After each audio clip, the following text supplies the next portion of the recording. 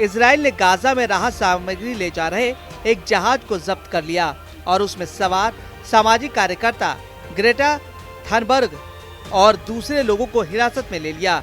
ये लोग गाजा पट्टी में चल रहे इजराइल के सैन्य अभियान के विरोध में गाजा जा रहे थे। मानवीय सहायता के किसी भी कोशिश को इजराइल के प्रतिबंधों के कारण करीब 20 लाख फलस्तीनियों की आबादी वाले क्षेत्र में गाजा में अकाल का खतरा पैदा हो गया। फ्रीडम फ्लोटिला कोलिशन नाम के जहाज को गाजा से करीब 200 किलोमीटर की दूरी पर ही जब्त कर लिया गया।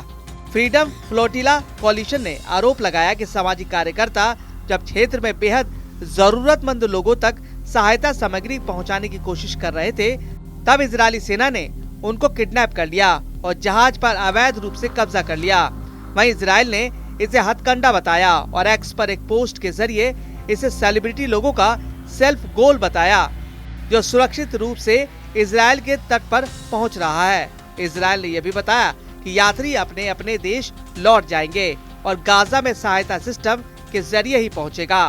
गाजा के लोगों के लिए राहत सामग्री लेकर स्वीडिश पर्यावरण कार्यकर्ता ग्रेटा थनबर्ग गाजा तट जाना चाह रही थी। ग्रेटा के साथ 11 और लोग थे और ये लोग मेडलिन जहाज पर गाजा के लोगों के लिए दवा, अनाज, बच्चों के लिए दूध, डायपर और वाटर प्यूरिफायर लेकर आए थे। दूसरी ओर इजराइल सरकार ने पहले ही साफ कर दिया है कि जहाज को गाजा में घुसने नहीं दिया जाएगा। थनबर्ग अपनी टीम के साथ इटली के सिसिली द्वीप से 1 जून को रवाना हुई थी।